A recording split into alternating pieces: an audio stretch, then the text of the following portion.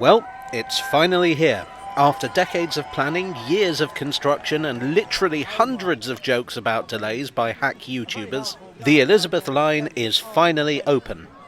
And I am here at Paddington on the first day of public operation to catch the first public train over the new section.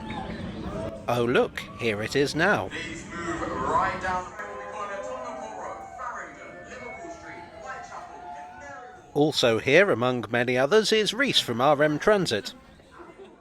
There he is now. Hello, Reese.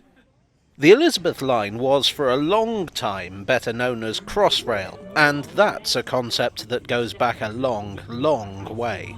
As far back as the 1930s, the transport systems of central London were overcrowded. London Transport, the then equivalent of TfL, had some ideas for new express underground lines, and during the Second World War some work was even done on building this. There's a nuclear bunker under Chancery Lane station that started out as a possible stop on an east-to-west express line.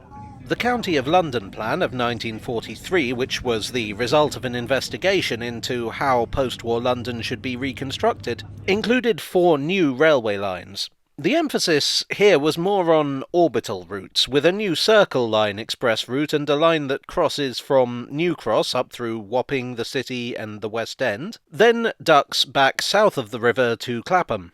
The latter definitely feels like it has some elements of Crossrail, but, is also completely different.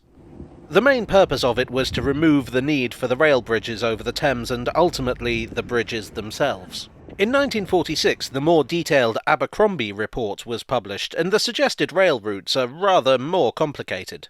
Route 5 is of particular interest, being as how it runs from the southeast and comes out at Royal Oak, near Paddington.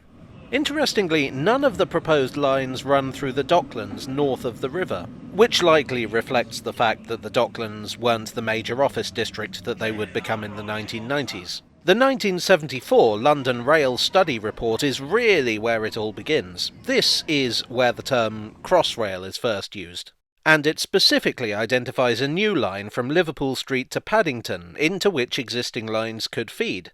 This is basically our man right here, isn't it? Granted, the stations are a bit different. Between Liverpool Street and Paddington you have Holborn, Leicester Square, Bond Street and Marble Arch. But otherwise the basic concept is very similar to what we got. In 1989, the Department of Transport put out the Central London Rail Study. This detailed a number of schemes. 2 of them, the Jubilee Line extension and the Thameslink Metro, would of course get built, albeit in a slightly different form. A number of different Crossrail lines are suggested, including one that's basically the one from 1974. The route was projected to run out to Shenfield in the east and Heathrow and Slough in the west. There are a few differences from what we got. Enfield is on the eastern route and there's no mention of Reading in the west. But this is unquestionably the prototype for the Elizabeth Line. In 1991, the Crossrail Bill was submitted to Parliament, a joint venture between London Underground and the British Railways Board, which still existed back then. An alternative was also suggested by the Residents' Association of Mayfair, which would have sent the line north via Euston and Marylebone. What's quite interesting about this bill is that it describes the Crossrail route as a tube line, not a rail route. In 1994 this was rejected as the recession had caused a downturn in passenger numbers. This has an irritating tendency to stymie rail schemes, particularly in London. There will be a downturn and everyone just assumes that this is obviously how things will always be forever. And then a few years later they wind up in the same mess again. And yes, in 2000 London did indeed find itself in the same mess again. So the Crossrail concept was dusted off, as was the Chelsea to Hackney line, but that's another story for another video. Hint, hint. In 2005, planning proper was undertaken. The stations between Liverpool Street and Paddington were now to be Farringdon, Tottenham Court Road and Bond Street. The lines feeding into the central section weren't set in stone. As well as using the Great Western Line to Reading, which is what we got, the western end might have been fed by lines to Aylesbury and Amersham, Richmond and Kingston, High Wycombe, Watford Junction, and the Metropolitan line that goes to Watford and Uxbridge. In the east, the Great Eastern Main Line to Shenfield that we got was one of the possibilities. But it might also have gone to Tilbury via either Forest Gate or the Royal Docks, or the North Kent Line via Charlton, or, again, via the Royal Docks. The project was approved in 2007. In 2008, the Crossrail Act received royal assent.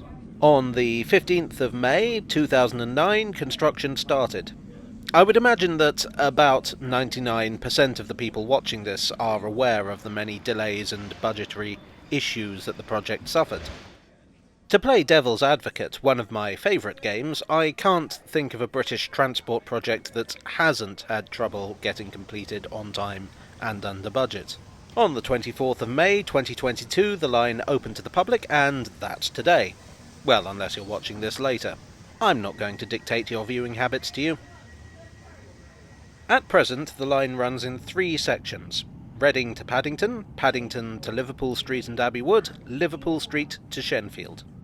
In the autumn, some of the links will hopefully be completed, enabling direct travel from Reading to Abbey Wood and Shenfield to Paddington. Then, by May 2023, everything will be connected. You can go from anywhere to anywhere on the line, and there will be 24 trains an hour. The elephant in the room at the moment is Bond Street, which isn't ready for opening, but current indications are that it will be sometime around August or September. TfL are being a little bit coy about putting exact dates on things, understandably. There was one opening day setback, which was this, whatever that was. Passengers leave the station immediately. Ladies and gentlemen, your attention please. Teething troubles aside, I'm glad that the line is finally here, it's finally open, and we can finally ride it.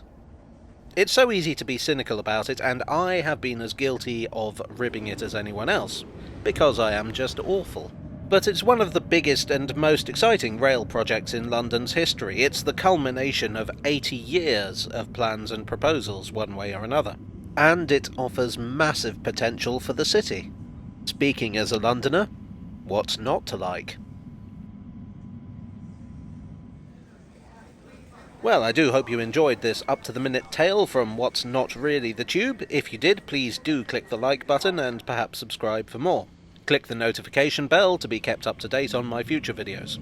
I have to say, my initial plan was just to come up with a basic history of the line for this video, but in the course of my research I've come across so much information, so many alternative proposals and unrealised concepts that I think I'm going to wind up making quite a few videos on this new railway. So keep an eye out for those. I would, as always, like to thank my donors on Ko-fi and Patreon. You are the royal assent to my Crossrail Act. And I'll see you all again very soon. Cheerio. Please stand behind the yellow line and allow passengers off the train first before boarding. Once again, this is your westbound service heading to Paddington. Please allow passengers off first before boarding and enjoy the new Elizabeth Line station.